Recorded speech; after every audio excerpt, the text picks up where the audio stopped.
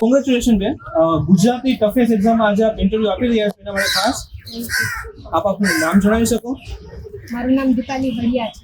બરાબર. અને આજે આપણું કોનું બોર્ડ હતું ઇન્ટરવ્યુમાં? મને એસ.કે. પટેલ સર. બરાબર. શું આપણું આ ગુજરાતની અંદર આપણે પહેલું ઇન્ટરવ્યુ છે જીપીએસસીમાં? હા અગાઉ ક્યારે યુપીએસસી કે ઇન્ડિયન ફોરેસ્ટ સર્વિસમાં ઇન્ટરવ્યુ કે આ વખતે છે એવું કંઈ? હા ફોરેસ્ટ સર્વિસીસમાં આ વખતે મારું ઇન્ટરવ્યુ.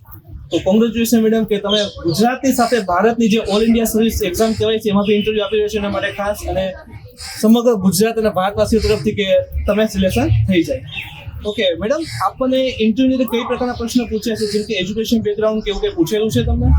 હા સર, મને મારા પ્રેફરન્સીસ ઉપર મેં પ્રેફરન્સીસમાં સ્ટેટ ટેક્સીસ કીધું તો એના પર આખું ક્વેશ્ચન હતું કે 12 લાખનું એક્સેન્ટ કર્યું, પછી કેપિટલ ગેઇન્સ ટેક્સ કઈ પ્રકારે ક્વેશ્ચન હતા, પછી ડિપાર્ટમેન્ટમાં કરપ્શન થાય છે તમે કઈ રીતે રોકશો એના પર ક્વેશ્ચન હતા. પછી મારા એજ્યુકેશનલ બેકગ્રાઉન્ડ મારું મેથમેટિક્સ છે તો મેથમેટિક્સના પ્રેક્ટિકલ એપ્લિકેશન ઉપર ક્વેશ્ચન. બરાબર. તમને સિચ્યુએશન બેઝ એવું આપેલું કે જેમ કે મેથ્સ તમે કીધું તો એમાં કઈ સિચ્યુએશન કે એવું કઈ આપેલું કે? ના, મેથ્સમાં સિચ્યુએશન તો નહોતું પણ એવું કીધું હતું એક જેમ કે ટ્રિગોનોમેટ્રી આપીને પૂછ્યું કે આનું પ્રેક્ટિકલ એપ્લિકેશન જણાવો તમારે ડેલી લાઈફમાં એવી. કે પછી ટેક્સ ડિપાર્ટમેન્ટ માટે મને પ્રેક્ટિકલ ક્વેશ્ચન પૂછવામાં આવ્યો હતો કે તમને ખબર પડે કે આ વેપારી છે ખોટા કામ કરી રહ્યા છે અને કઈ રીતે જોશો એમ. બરાબર. અને તમે કેવું પ્રેફરન્સ ઉપર થોડા ઘણા પ્રશ્નો હતા. તમારા હોબી વિશે કંઈ પૂછેલું કે? હોબી ઉપર કોઈ ક્વેશ્ચન. બરાબર છે.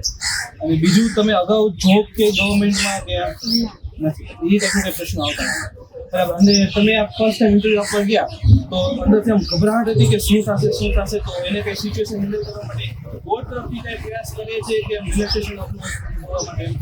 બોર્ડ હતા એમને બહુ સારી રીતે મને આવકાર્યું અને મને કીધું કે તમે આરામથી રિલેક્સ થઈને આન્સર આપો, કદાચ મને એક ક્વેશ્ચન નહોતા બી આવડતા તો કોઈ વાંધો નહીં, સમય લઈ લો અને તમે તમારી રીતે જવાબ આપો.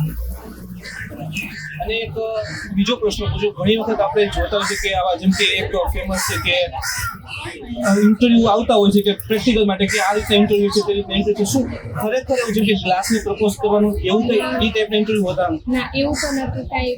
સાવ સિમ્પલ બધા સરળ ક્વેશ્ચન્સ હતા કે ટેક્સ બ્રેકેટ ને એક બધું હતું ને તમે જેટલું પૂછો એમાંથી અને ગુજરાતના વિદ્યાર્થીઓ આગળ જેને ઇન્ટરવ્યુ છે એ કંઈ સંદેશો આપવો હોય તો? કે બહુ ગેસ વર્ક નહીં કરવાનું અને પ્રેક્ટિકલ રહેવાનું, જેટલા પ્રેક્ટિકલ બની શકે એટલા. Thank you.